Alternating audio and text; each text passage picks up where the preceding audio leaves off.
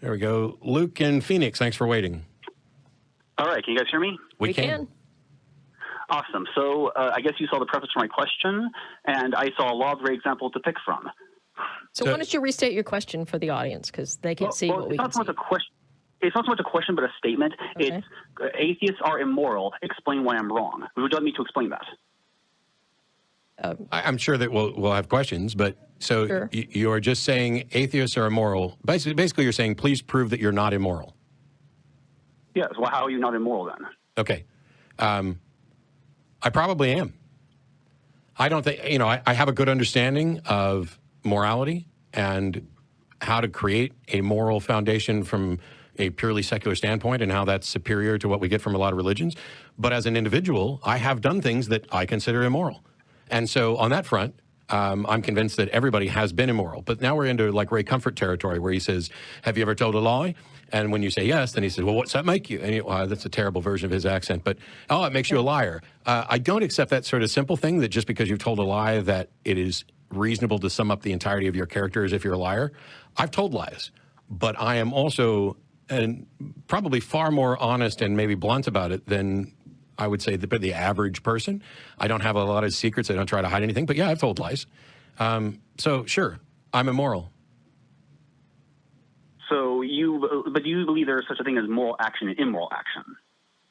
Or there are things that are moral and immoral? There are moral evaluations that we put on actions based on the consequences of those actions with respect to a goal, a foundation of what we would consider to be good, bad, or neither.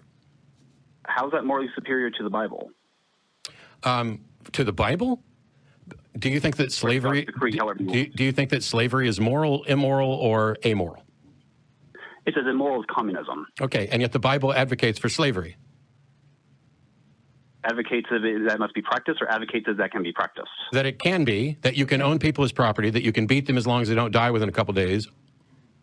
What's that? Hello? Yeah. I mean feedback. Yeah, I don't know where that came from. So would you agree that it is immoral to own people as property? Is it? I'm asking you. If I say... From the atheist perspective, is it immoral to own somebody? I'm asking you... Yes, it is. But I'm asking you... Why? Hey, hang on. You asked me about how it could be viewed as morally superior to the Bible. So I'm asking a question in order to answer your question. Do you think it is... That's not answering the principle. Oh, my God. Do you think it is immoral to own people as property? Do you? I swear to your God, I'm going to hang up on you if you keep trying to play this game. I am legitimately sitting here trying to answer your question. I'm not here to play. Do you think it is immoral to own people as property? On what grounds? Goodbye, jackass. So we'll settle this without him because I don't need your help. Right. You serve as your own rebuttal, disqualifying you from conversation. The question's really simple. Do you think it's immoral to own people as property? If your answer is yes, then you are morally superior to the Bible because the Bible does not proclaim that it is immoral to own other people's property. It proclaims it as morally permissible. Now, if you and I agree that it is immoral to own people as property, then I would say that we both have a view on slavery that is morally superior to the Bible, which is a direct answer to your question, how can I view this as morally superior to the Bible? If you wanted to have an actual conversation about moral foundations and how I come to my conclusions, we've addressed that countless times on the show. I have videos on my Atheist Debates project about morality. I've debated the subject of morality countless times. It's really fucking easy to go on YouTube and Google Matt Dillahunty morality and you will get all your answers. But you weren't interested in conversation. You were trying to play little games. I don't have to do that. Call a Christian show.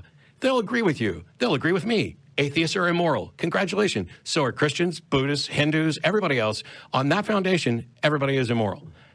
If you want to talk about the foundations of morality and how we go about determining what is moral or what is not moral, we can have that conversation. But if your question is, as it was, very simply, how can you view yourself as morally superior to the Bible? I not only can, but you do too. And as soon as you realize that you would have to acknowledge that my view on slavery is morally superior to the Bible, that's when you started your little bullshit games. So goodbye. But Matt, God didn't tell you, how to be moral. So therefore you must be immoral. Correct. Yeah. I can't do anything about whether or not there's a God who thinks I'm immoral. Yeah. If there is a God and he thinks I'm immoral and he wants to punish me, there's nothing I can do about it except say he's wrong. Except say he's a moral thug. He's a gangster. He's a mafioso.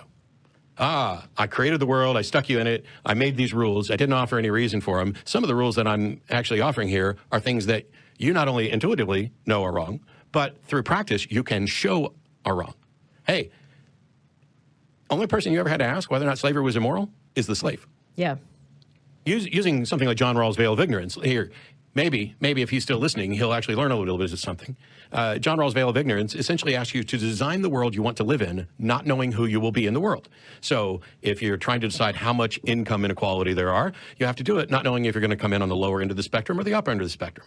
If you want to decide whether or not slavery is permissible, you have to do it not knowing whether you're going to be the slave owner or the slave. Curiously, when you apply this veil of ignorance, you end up with a much more fair and much more reasonable world. Just like the prime example, if you have a birthday cake on the table and a bunch of kids around the room, and you want to get that cake cut fairly, you hand the knife to somebody and you say, you're going to cut the cake, but you get last pick. Right. And all of a sudden that cake gets divided very fairly. Right. This shit is not nearly as hard as the religious people want to make it out to be. But when you call in to ask how you can be morally superior to the Bible, when your book advocates slavery, genocide, makes women second-class citizens, is opposed to natural sexual proclivities of human beings, holds up the notion of eternal torment for finite crimes, substitutionary atonement, the sins of the father being passed on to the children, the idea that there needs to be a blood sacrifice, and when we're done slaughtering animals and God turns over his new leaf and becomes the nice turn the other cheek God. In the second book, we only need to kill one, which is God, who comes down and becomes incarnate to act as a sacrifice, to serve as a substitutionary atonement, to make a loophole for rules that he created in the first place. Don't pretend like you're standing on the side of reason. Okay.